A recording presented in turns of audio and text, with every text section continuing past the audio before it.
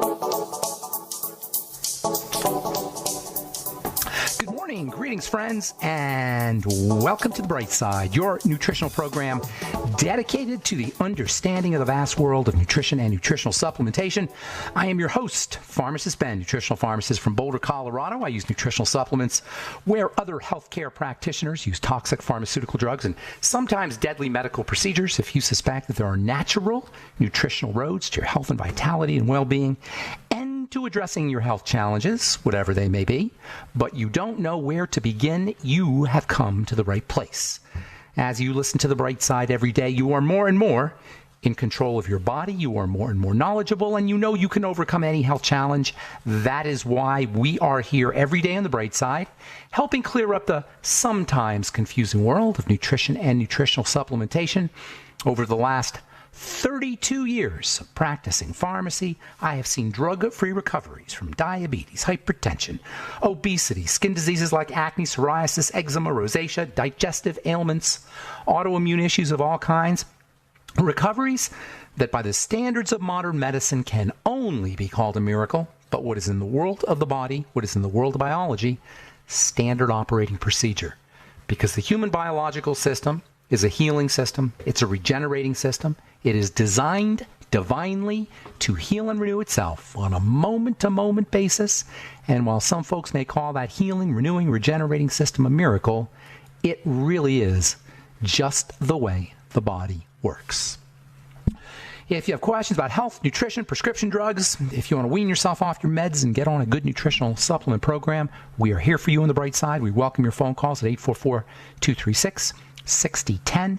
844-236-6010. If you have questions or comments about the longevity products, our True Skin Health products, formulations, ingredients, something you may have heard about or read about, or if you have a success story you'd like to share, we want to hear from you at 844-236-6010.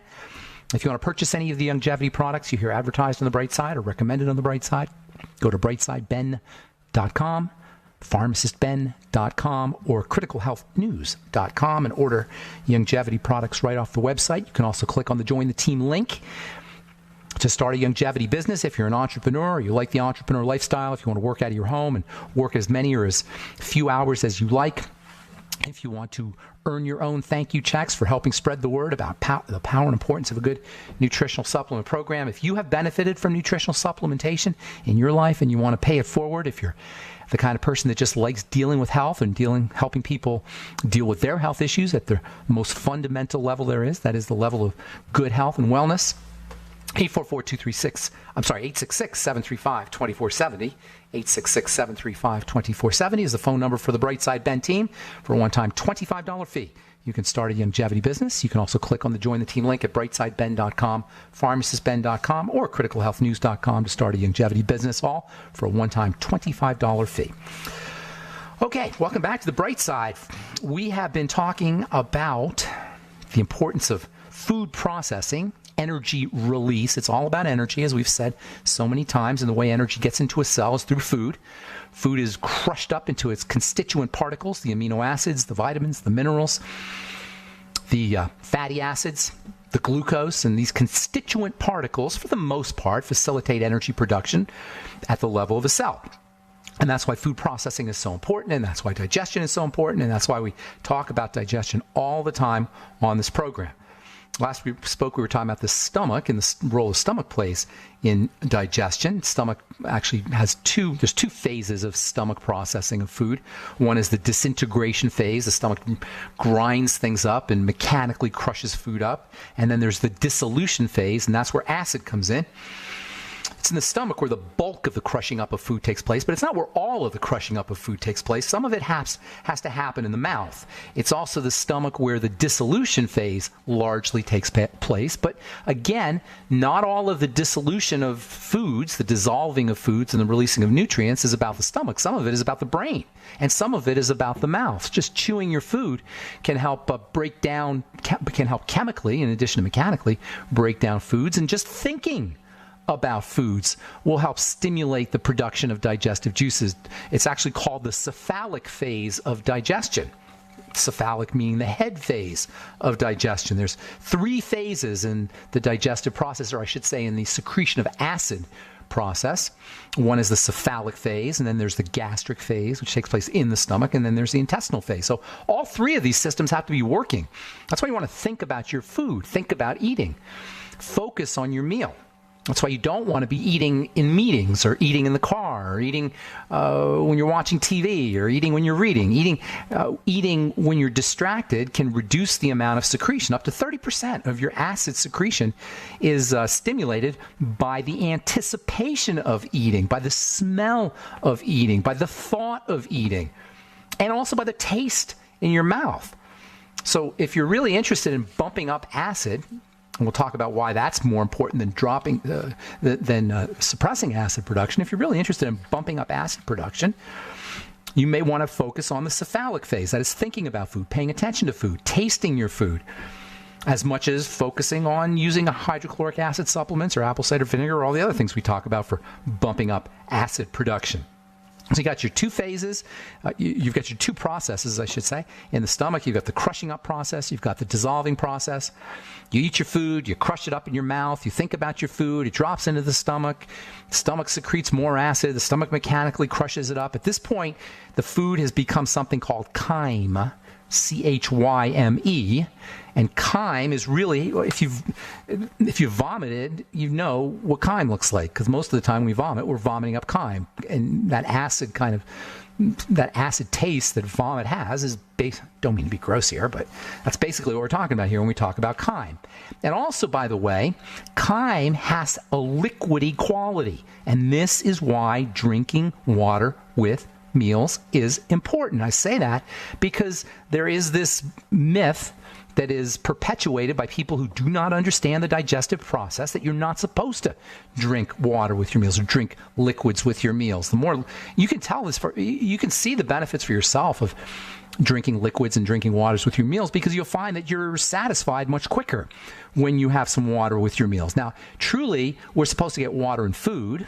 We're supposed to be eating water-rich food, but we don't really do that. Most of the foods we eat are not well hydrated. Cooking, of course, will cause a dehydration of food. It will cause water to evaporate, and to the extent that you cook your food, the more dehydrated it is, the more important it is that you drink liquids with your meals, and also enjoy soups with your meals. Soup and actually enjoy soups as your meals. Enjoy soups and stews as your meals. These are wonderful ways to get your nutrients for a lot of reasons. The nutrients the nutrients from the food are partially dissolved. Soups and stews are in essence pre-digested food, but also you're going to get more liquid. You're going to get more water with your foods when you ingest them in soup form or stew form. Now, if you're making soups and stews, you want to add your vegetables at the very end, because it is true that you're going to lose nutrients to the extent that you cook your food. So you don't really want to cook it too much, and you want to add things at the very end that don't need to be cooked, things like the veggies. So when you're making your bone soup, for example, add the veggies at the very end. Or if you're making a vegetable soup, add the veggies at the very end so you don't have to overcook them. Nonetheless, the liquidy portion of your soups and your stews will facilitate the digestive process. And oh, by the way, don't worry about diluting your acid or your digestive juices or diluting the acid. That's not going to happen. As I say, the food is supposed to be liquefied. The way the stomach works is it's working on liquefied food. So the gastric acids and the gastric juices and the enzymes they're used to, or they're supposed to be working in a liquid medium, in a watery type of medium. So you're not going to be diluting your digestive juices. That's not really a very biologically sound thing to say or thing to think. So the acidity of the chyme is important. Once the chyme drops into the small intestine, the acid level is responsible for a couple things. Number one, the acidity triggers the secretion of bile and the secretion of pancreatic enzymes, and those pancreatic enzymes are super duper important for the digestive process, just as or more important than stomach enzymes. So using pancreatic enzyme supplements is a wonderful, wonderful digestive health strategy. You can get in the health food store something called pancreatin. And anyway, the secretion of pancreatic enzymes and the secretion of bile depends on the acidity of chyme, and the acidity of chyme also does something else that's very important. We'll talk about that when we come back from our break. I'm Pharmacist Ben. 844-236-6010 is our number. You're listening to The Bright Side. We'll be back after this.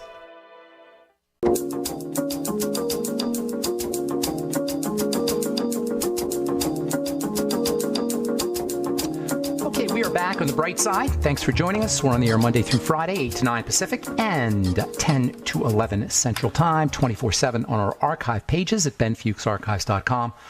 Also, brightsideben.com. We've got a search engine up, as well as news stories and blog posts at brightsideben.com.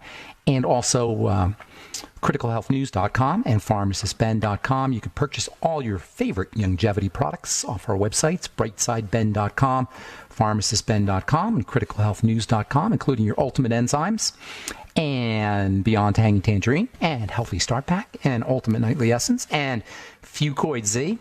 All at brightsideben.com, pharmacistben.com, or criticalhealthnews.com. You can also click on the Join the Team link and start a longevity business off the websites. For a one-time $25 fee, you can be in business for yourself. If you're an entrepreneur, it's a great business opportunity. If you're health-minded, if you're a health professional, or if you're just health-minded, it's a great business opportunity. And if you just want to make a little extra income, it's a great business opportunity as well. Click on the Join the Team link at brightsideben.com, pharmacistben.com, or criticalhealthnews.com. You can also call 866-735-2470 for more information. All right, so we're talking about the acidity, the acid that's really so important for the digestive process. And I say that because I think it's important to recognize, because the number one best-selling class of drugs in this country after aspirin is antacids. So clearly, we got a misunderstanding. If acid is so darn important and we're all taking antacids, clearly we got some kind of miscommunication or misunderstanding about what the body is trying to tell us. The acidity level of the chyme, the food that's in the stomach, is number one important because of it triggers, the acidity in the chyme triggers digestive juices downstream. But number two, if chyme is not acidic enough, food will drop into the small intestine too rapidly. The acidity of the chyme, one of its roles is to inhibit stomach emptying, to slow down stomach emptying. It's one of the ways the intestine realizes that there's food. So it's such a beautiful system when you think about it. The chyme is acid, it drops into the intestine, and that acidity tells the intestine to suppress the delivery of more chyme so that the intestine has a chance to process it. It's a negative feedback kind of system. Acid tells the intestine to tell the stomach to stop putting food in it, to stop putting chyme in it. That way the intestine can catch up. If chyme is dropping into the into the small intestine too rapidly, this can create a burden on the small intestine's absorptive cells, and nutrients will not get absorbed into the cells. Quoting from the book Physiology of the Gastrointestinal Tract, which is a really powerful and profound and very complicated textbook about GI and digestive health, quote, "The orderly delivery of gastric chyme to the duodenum," that's the intestine, "at a rate that does not overload the digestive and absorptive functions of the small intestine is another function that requires integration of gastric motility, that is, of the stomach. There has to be a way for the intestine to communicate to the stomach. And it communicates based on the acid level of the chyme. If there's no acid in the chyme, or there's low acid in the chyme, it's not going to happen, and food's going to drop too quickly into the small intestine, and that can lead to malnourishment and malnutrition. And this is why supplements can be so helpful. If you have any kind of issue with your digestive health, especially at the level of the stomach. Let me say that again. That's so important. If you're dealing with hypochlorhydria, achlorhydria, that is low stomach acid, and many people are, bad breath is a sign of low stomach acid. Stinky sweat can be a sign of low stomach acid. If you're reacting to specific supplements. Have you ever felt nauseous after you take your supplements on an empty stomach? That's a sign that you may not be, I should say, if you're reacting to vitamin supplements in general, that's a sign that you may not be making enough stomach acid. If you take them on an empty stomach, obviously you don't have any stomach acid. And that's why people get nauseous when they take them on an empty stomach. Anyway, what I'm saying is all this can result in malnourishment, and by using supplements with your food, you can help support the nutritional content of the blood and ultimately into the cells, even if you're dealing with low stomach acid. Of course, giving yourself stomach acid can be helpful. Apple cider vinegar, using stomach bitters, talk about that here in a second. Bottom line is acidity in the stomach is absolutely critical. And given the best-selling nature of over-the-counter drugs like Nexium and Prilosec and Zantac and Tagamet, we can see we got a serious misunderstanding about how this whole digestive process works. And likely we're paying a health price for our ignorance. This is why you'll read periodically every few months, proton pump inhibitors, that's the high newfangled acid suppressants that you can get over the counter, like Prilosec and Nexium. You read about these drugs as being associated with Alzheimer's disease or osteoporosis or kidney disease. Basically, these kinds of drugs are associated with just the body disintegrating. That's what calcification is. That's what dementia is. That's what kidney issues are. The body will disintegrate when you've been taking long PPIs, proton pump inhibitors, long term, chronically. It's one thing to take them once in a while, but many people are on them for life. Aside from acidifying chyme and preparing it for digestion downstream, acid is also important, also plays a role in killing bacteria. It plays a role in breaking down proteins. Acid's important for the absorption of minerals and also the absorption of vitamin B12 and other B vitamins. Acid's important for activating the enzymes. None of this stuff's going to happen as effectively if you're taking Nexium or Prilosec or Zantac or Tagamet. If you're going to take an antacid, probably the best one to take is Tums, but even then, there's no good antacid, and I don't recommend them at all. Once in a while, if you're absolutely miserable, perhaps, but certainly not for long term. And keep in mind, heartburn is often caused by low stomach acid.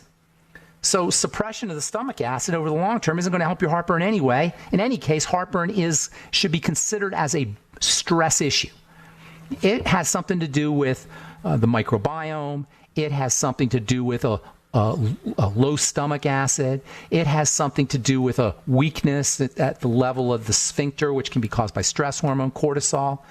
It has something to do with specific foods. But basically what you're talking about, if you have heartburn, esophageal reflux disease, as they call it now, GERD, gastroesophageal reflux disease, you want to consider it as a sign of stress. I'm not just talking about psychological stress, by the way. I'm talking about physiologic burden. Something is burdening the body. And that's so important because so many of the health challenges that we just drug ourselves for, over the counter or otherwise, are really just the sign of a body that's in distress. And heartburn is no different. And any digestive problem is no different. It's a sign of a body in distress. And what do you do when a body's in distress? What should we do when a body's in distress? Remove the stressor. Basically, the stressor, if you have heartburn or GERD, is going to be a food, or it's going to be a type of food. The stressor can also be deficiencies in certain substances like stomach acid, or nutrients for that matter. If you have heartburn, if you have GERD, rather than take a Nexium, you might want to experiment with boosting stomach acid. Betaine, HCl drops, apple cider vinegar. Make sure you're getting your electrolytes. Eat fermented foods, sauerkraut. Do you know high-quality fat can also have a stimulating effect on acid? Making sure the ketogenic diet is a great way because protein also helps stimulate digestive juices and acids. All right, I'm Pharmacist Ben. 844-236-6010 is our number. You're listening to The Bright Side. We'll be back after this.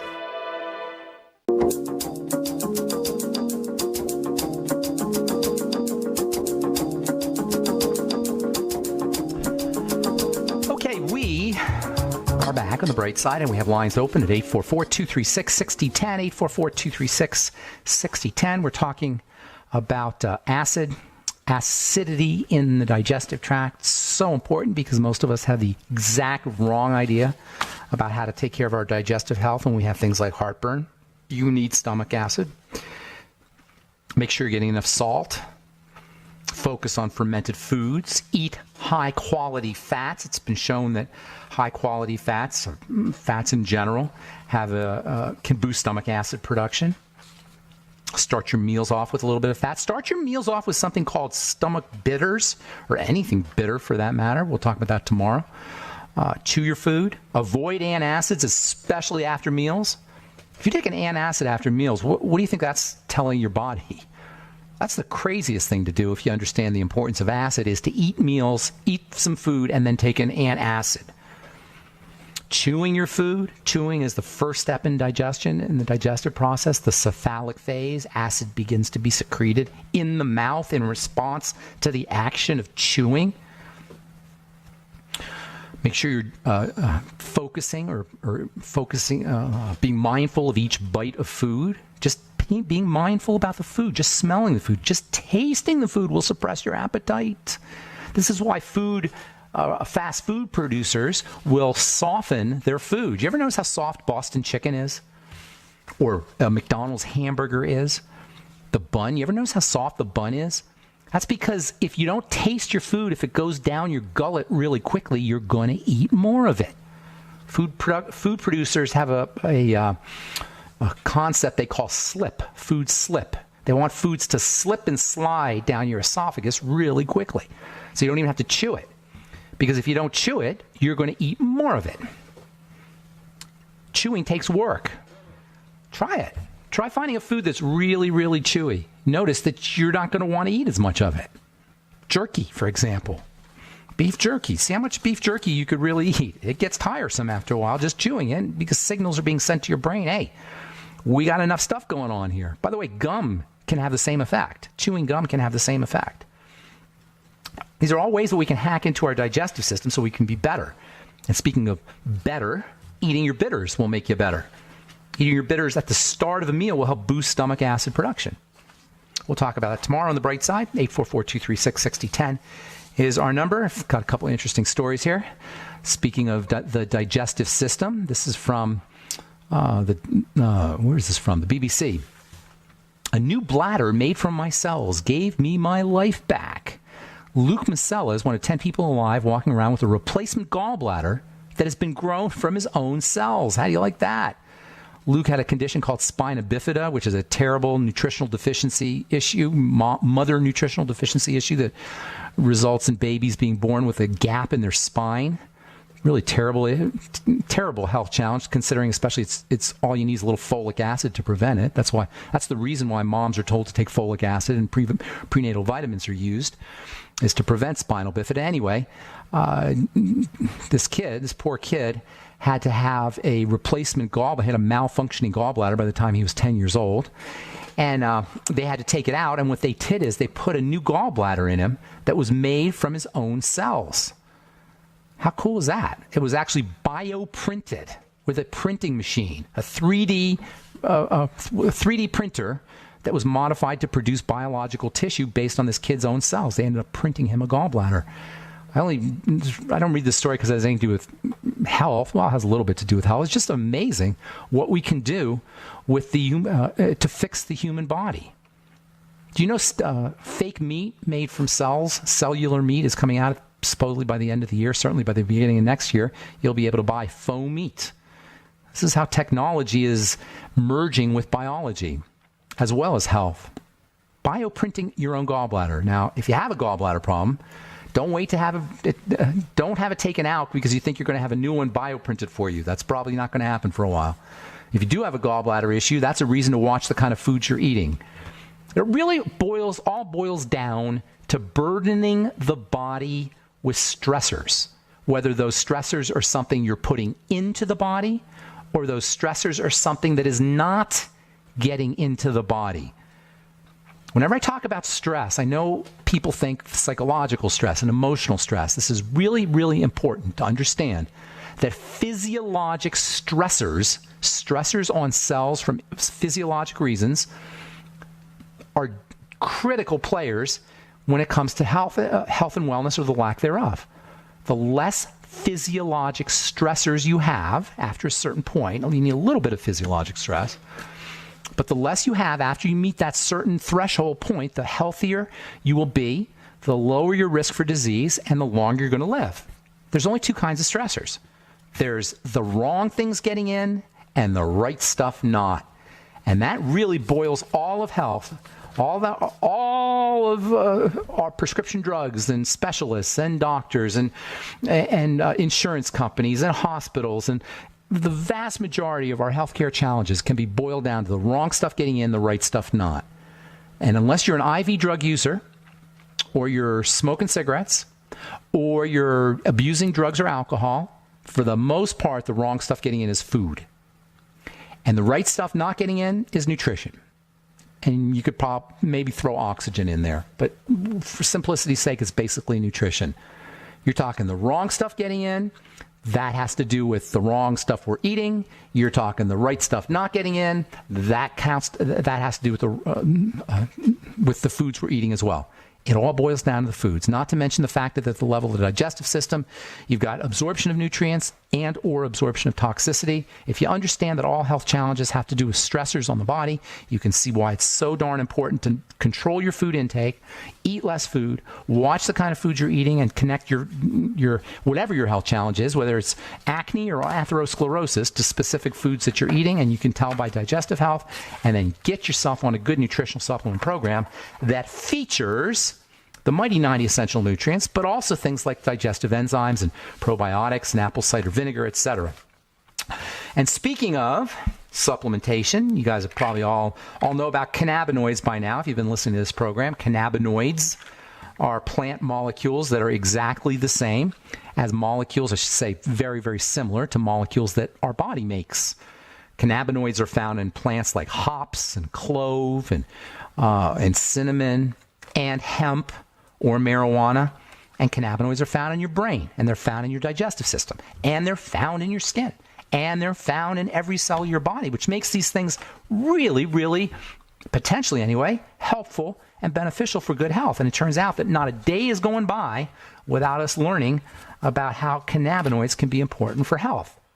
Oh, by the way, tomorrow, Sanjeev Javia, formulator of the Hemp FX products from Youngevity, will be our guest, and we'll be talking about his Youngevity's three Hemp FX product, which he formulated. Hemp FX Uplift for mood enhancement capsules, Hemp FX Relax tincture for sleep, and Hemp FX Soothe topical soothing cream. We'll talk about that tomorrow. I had one story I was going to read about cannabinoids. I think we have to take a break here. This is about cannabinoids and the brain. Actually, cannabinoids for patients who have Alzheimer's disease, or any dementia for that matter. We'll talk about that when we come back from our break and take your phone calls as well. Got lines open, 844-236-6010, 844-236-6010. You're listening to The Bright Side. We'll be back after this.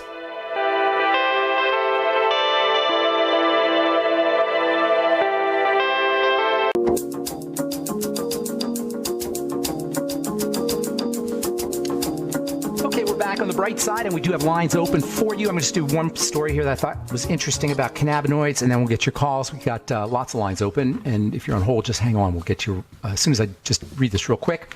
Tomorrow we'll be talking to Sanjeev Javia, the formulator of the Hemp FX products from Youngevity, Hemp FX Uplift for mood, Hemp FX Relax for sleep, and Hemp FX Soothe for muscle aches and pain. CBD is so important for lots of different things. Cannabinoids. Cannabinoids are the family tetrahydrocannabinoid or tetrahydrocannabinol. THC is the famous one that gets you high. But one of the cannabinoids, or I should say a section or a family of the cannabinoids, a subfamily of the cannabinoids, are called cannabidiols. There's lots of cannabidiols, but there's some that specifically are good for all kinds of health issues, including brain health, ironically. How cool is that? There are substances that are made by the hemp plant that are important for your brain, for brain health. They're being used to treat dementia. Alzheimer's disease. Multiple studies have shown that there are benefits from the cannabinoids, whether you're talking phytocannabinoids, plant cannabinoids, the cannabinoids that are found naturally in the brain, or synthetic cannabinoids that are made in plants. People get high for a reason, because it affects their brain, but you don't have to get high, and you don't have to be intoxicated to get the benefits of cannabinoids for brain health. They've been used for seizure disorders, by the way, for a lot of years. In fact, that's where they got their claim to fame, is from treating seizure disorders. Cannabinoids are found throughout the nervous system in the brain. This is from the this is from the Salk Institute. Cannabinoids, I think I read this actually. I'll read it again. The journal Aging and Mechanisms of Disease. Cannabinoids remove plaque-forming Alzheimer's proteins from brain cells. I think that's so amazing that the cannabinoids can be used for mental health issues, to improve cognition, to improve the way we think, considering that everybody kind of giggles when they hear about cannabinoids for medicine because they think about getting high. Ironies abound sometimes in the world of health and nutrition. All right, 844-236-6010 is our number, and we do have lines open. Let's see if I can get my computer to work here. We'll get to Richard in Florida. Good morning, Richard. Good morning, Ben. Yesterday, my wife went to her eye doctor because she was suspecting maybe she had cataracts. And he examined her eyes, and he did confirm that she did have a cataract, that she would be ready for surgery if she wanted it. But the only thing is, during the examination, he found out that she has, I think it's called zonule deficiency or weakness. Zonulin? And, in the intestine you're talking about? No, this is the eyes. I know zonulin is a protein in the intestine, but tell me about the eye. It's zonule. It's a small band of fibrous tissue that basically connects the part of the lens with the other parts of the eye, the iris and the ciliary body. You're talking about the zonule. I'm sorry. Yeah, that's okay. That's okay. Yeah, so it is. It's a tight little band that connects two parts of the eye. We'll call it that, and it's made up of fibers. He said it's breaking down. He said it's a weakness, and he said it's very fragile, so that the risk of cataract surgery, he's concerned about that. I don't blame him. It can cause other problems. Yeah. Now, I know from what I read that it's basically there's a lot of connective tissue. Not a lot. It is connective tissue. Okay. That little band connects. That little band's a connector. When you see that, if you read up on it, it sounds like you were reading up on it. You hear the word connect, right? Right. It connects. It's connective tissue, literally. Okay? But here's the interesting thing, and this is what we talk about in this program all the time. When the connective tissue breaks down, it doesn't just break down in the eye. It breaks down everywhere. You follow me? Okay. So basically, her connective tissue is breaking down. She's at higher risk for prolapses and hernias and ruptures, and higher risk for gum disease, and higher risk for cardiovascular disease, higher risk for cholesterol deposits and plaques, higher risk for osteoporosis, higher risk for wrinkles. How old is she? She's 60. Okay. Is she lean? Built lean? No. Okay. No, so she's not. She's curvy. Overweight. She's overweight. Okay, but I mean, is her bone structure lean? Not overweight, not her weight, but is her bone structure lean? No, big bone structure. Pretty big bone. I mean, she actually. This is what they thought was a cause of this problem. Is she had a fall? She hit her back of the head. She slipped and fell. She was knocked out for a while, and he thinks that the trauma may have caused. That's because he's not a chemist. That's because he doesn't understand chemistry. Okay. Her body is deteriorating secondary to sugar and cortisol. And nutritional deficiency, but they're all related. So when you're overweight and you're big boned on top of that, usually you're secreting high amounts of estrogen, and if you're not clearing that properly, you have the toxic estrogen that builds up. You also have the element of cortisol or stress hormone at play. Those are your two points of attack: blood sugar, or I should say estrogen, blood sugar, and cortisol. 3 points of attack: estrogen, blood sugar, and cortisol. Those are the three places you want to work. She did have a hysterectomy. She had a hysterectomy. Okay, well that's going to mess things up even further. Is she constipated? Is she holding on to luggage in the intestine? Sometimes. Okay, all that's going to compromise her estrogen excretion and slow down estrogen metabolism. I'd be working with bile salts, digestive enzymes, fiber. Do you hear? This has nothing to do with the eyes, supposedly. Okay. You follow me? You see how this is that everything I'm talking about is not the eye. I'm talking about working on estrogen, insulin, and cortisol, and that means digestive health first and foremost. All right, so you want to eliminate problem foods. You want to have her eating, going ketogenic if possible.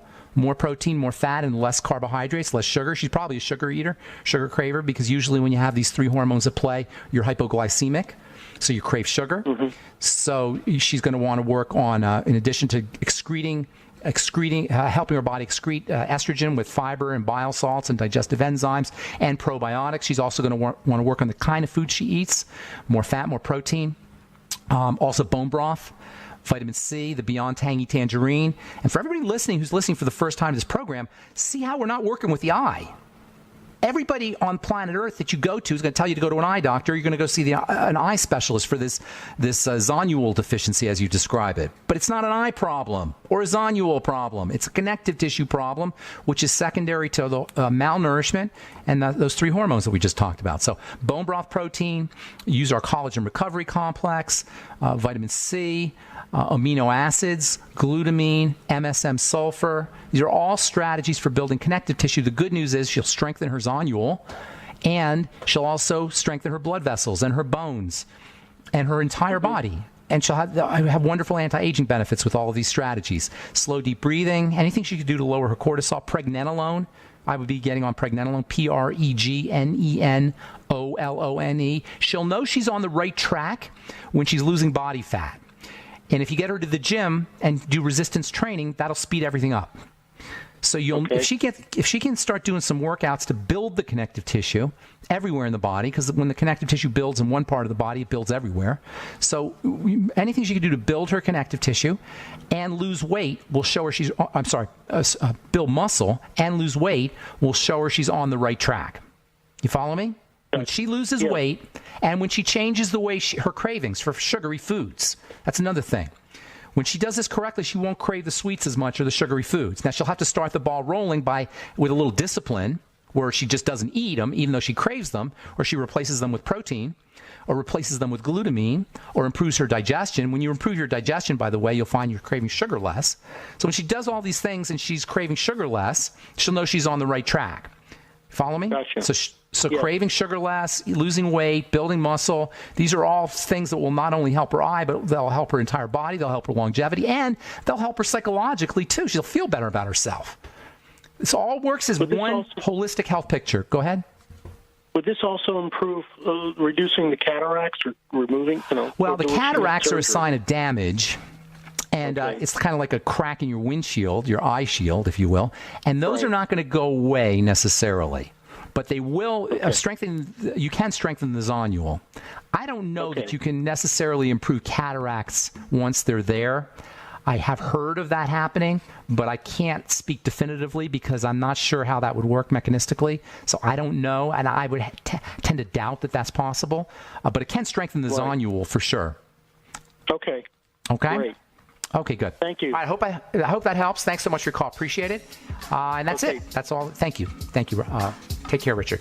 All right, that's all the time we have for today. Thank you so much for listening to The Bright Side. I'm Pharmacist Ben. Tomorrow we'll be talking to Sanjeev Javia, formulator of the Hemp FX products, and a good friend of mine also. The Hemp FX products are the new hemp product line available from Youngevity. Thanks for listening to The Bright Side. Please check out our websites, brightsideben.com, pharmacistben.com, and criticalhealthnews.com for all the Youngevity products. And if you want to start a Youngevity business, you can also call 866-735-2470. And don't forget to take a look at our Truth Skin Health products at truthtreatments.com. Truthtreatments.com. Thanks for listening to The Bright Side. I'm Pharmacist Ben. Have a wonderful, beautiful, awesome, spectacular day. We will talk to y'all later. Bye for now.